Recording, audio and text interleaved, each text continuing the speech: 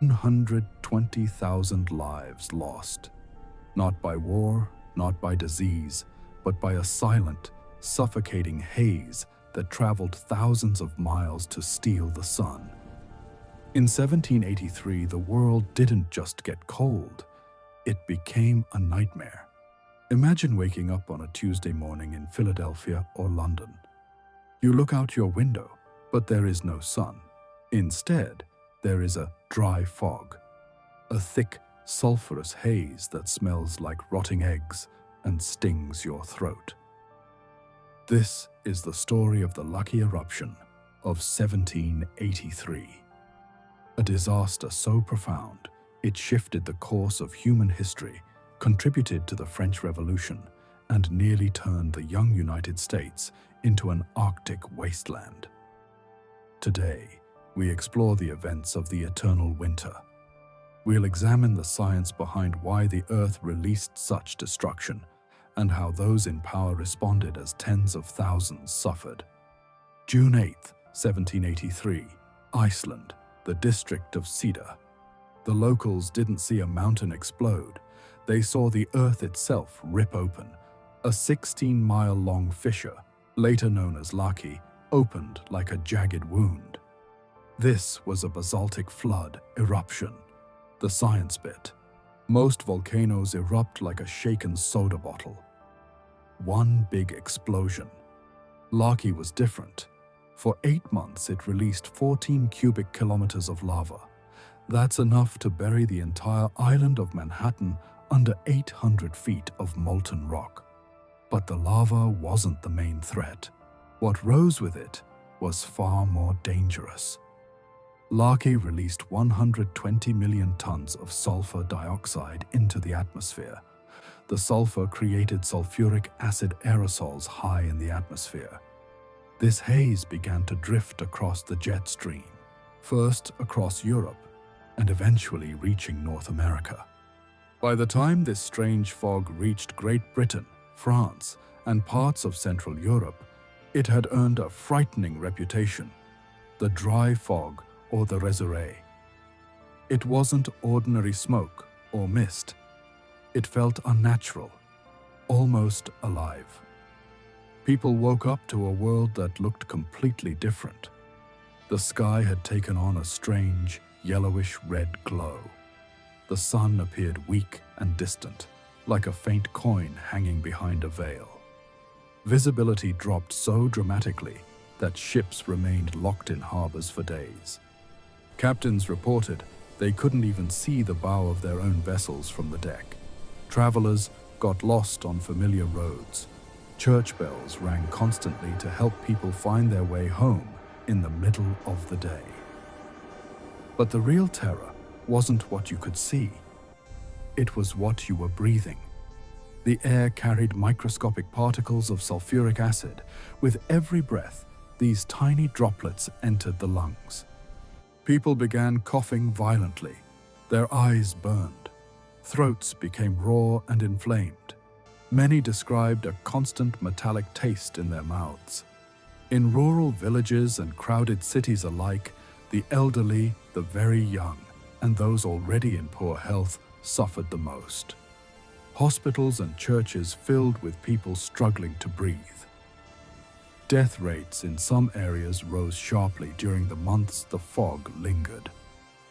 Scientific reason: when sulfur dioxide gas mixes with the moisture naturally present in human lungs, it transforms into sulfuric acid. This acid irritates and damages the delicate tissues inside the respiratory system. It was like breathing in invisible burning mist. Doctors at the time had no idea what was happening. They called it a mysterious sickness sweeping across the land. The fog didn't just affect humans, it devastated entire ecosystems. In Iceland itself, the situation turned even more desperate. Along with the massive amounts of sulfur, the eruption released large quantities of fluorine gas and other toxic compounds. These chemicals settled onto the grass, moss, and water sources like an invisible poison. Livestock began showing horrifying symptoms within weeks. Sheep and cattle that grazed on the contaminated land started losing their teeth. Their bones grew deformed, and painful swellings appeared on their joints. Many animals could no longer stand or walk. They lay suffering in the fields for days before dying. In some districts, more than half the animals perished. The ground became littered with carcasses, creating an overwhelming stench that mixed with the sulfur in the air. With their main source of food, milk, wool, and fuel suddenly gone, Icelandic families faced starvation. The haze famine had begun. People ate the last of their stored grain, then turned to boiling old animal hides and scraps of leather. Fishing became difficult because the same toxic haze affected the coastal waters. In the most remote fjords, survival became a daily struggle against cold, darkness, and hunger.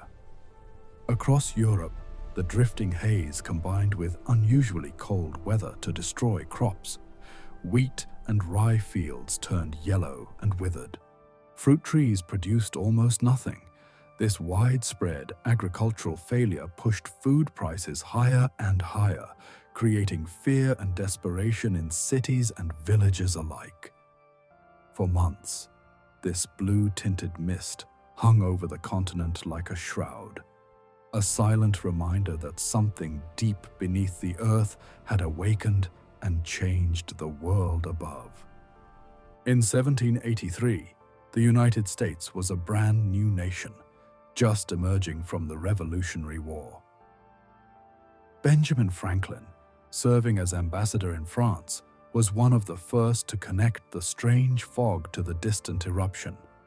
He noted that the sun's rays were so weak they couldn't even light a fire through a magnifying glass. He described a constant fog covering much of Europe and North America.